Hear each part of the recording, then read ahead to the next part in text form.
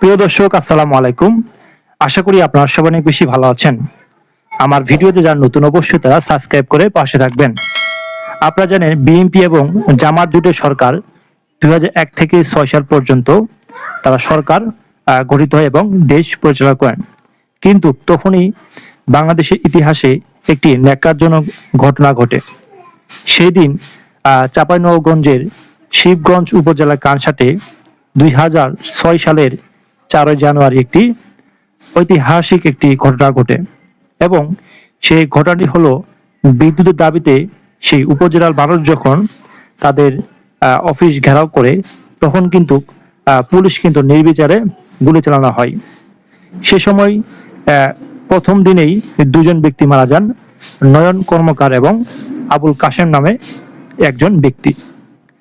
তাদের দাবি ছিল সেই বুড়ো মৌসুমে সুন্দরভাবে যেন সেচের জন্য তারা বিদ্যুৎ পায়। তার দাবিতেই এই সরকারের অর্থাৎ সে সময় বিদ্যুতের অফিসের সামনে তারা আন্দোলন করেন। ঠিক তখনই নির্বিচারে সাধারণ মানুষের উপরে গুলি চালায়। তাদের তেমন কোনো অপরাধ ছিল না, তারা শুধু তাদের ন্যায্য অধিকার বিদ্যুৎ সেটি পাওয়ার জন্য বুড়ো মৌসুমে তারা দাবি জানিয়েছিলেন। কিন্তু সে সময়ে বিএনপি এবং জামাত জোটের দুজন দলের যে নির্বিচারে সাধারণ মানুষের উপরে গুলি চালানোর যে নির্দেশ দেওয়া হয় উপর থেকে, সেটি ছিল বাংলাদেশের ইতিহাসে একটি ন্যাক্কারজনক ঘটনা। এবং সেই দিন সাধারণ মানুষ নয়ন কর্মকার এবং আবুল কাশেম নামে দুজন ব্যক্তি মারা যান।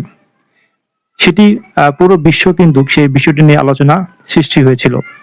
2006 সালের 4 জানুয়ারি সেই ঘটনার পর থেকে কিন্তু বিএনপি এবং জামাত জোট কিন্তু পতন হওয়া শুরু হয় এবং তার প্রেক্ষিতে কিন্তু তার কিছুদিন পরে কিন্তু বিএনপি এবং জামাত জোটের যে সরকার সেটি কিন্তু উৎখাত হয় এবং সেই সাথে সেই ঐতিহাসিক ঘটনা কিন্তু বর্তমান যুগে এখনো বয়ে যাচ্ছে এবং সেই ঘটনাকে বিদ্যুৎ কানসাট বিদ্যুৎ আন্দোলন নামেই পরিচিত এবং তার প্রেক্ষাপট নিয়ে আমরা পরবর্তী আরেকটি ভিডিওতে আলোচনা করব।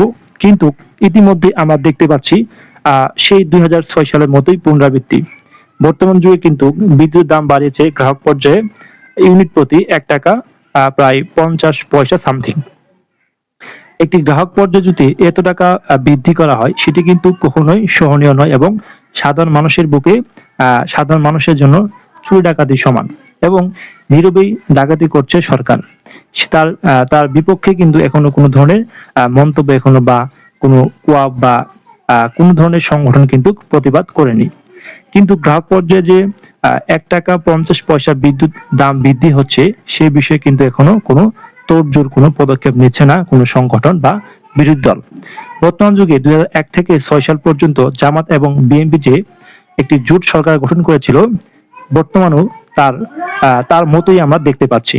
যদিও তারা নামে বিরোধী দল, কিন্তু তারা দুজন সমন্বয় করেই দেশ চালাচ্ছে এবং তারা কিন্তু অবশ্যই জোট সরকারের মতোই তারা দেশ পরিচালনা করছেন।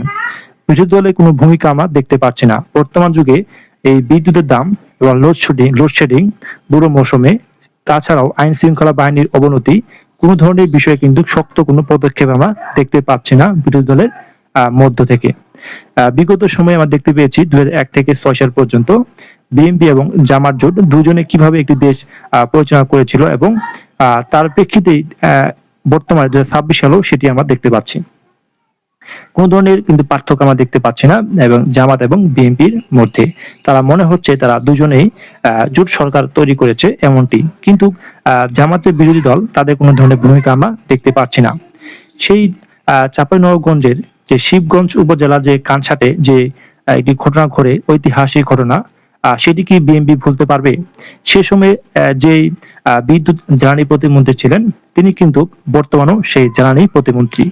তার আমলে মানুষ কিন্তু বিদ্যুৎ পায়নি, কিন্তু বর্তমানে বিদ্যুতের চাহিদা অনেক বেশি এবং এটি সামাল দিতে পারবে কিনা সেটি নিয়েও আমরা প্রশ্ন তুলতে পারি। কারণ 2001 থেকে 6 সাল পর্যন্ত বাংলাদেশে টিভি, ফ্রিজ অথবা ইলেকট্রিক এবং ব্যাটারি চালিত কোনো ধরনের কিন্তু যানবাহনও ছিল না, কিন্তু বর্তমানে তার পরিমাণ কিন্তু প্রায় অনেক অনেক গুণ বেশি, সেটি বলার মতো নয়।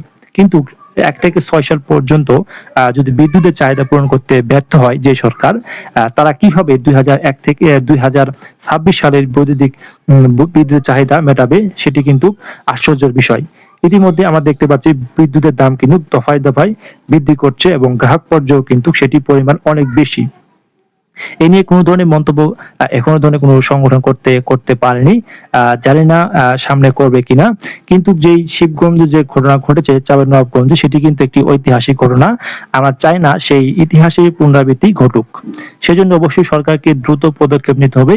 এই তীব্র গরমের মধ্যে যেন সাধারণ মানুষ যেন বিদ্যুতের চাহিদা ঠিকমতো পায়, এবং সরকারকে অবশ্যই বিদ্যুতের দাম বাড়িয়েছে, সে সাথে যেন বিদ্যুতের যে সরবরাহ সেটি যেন বৃদ্ধি পায়, তার জন্য আমরা করজোড়ে আবেদন করছি এবং জোর দাবি জানাচ্ছি।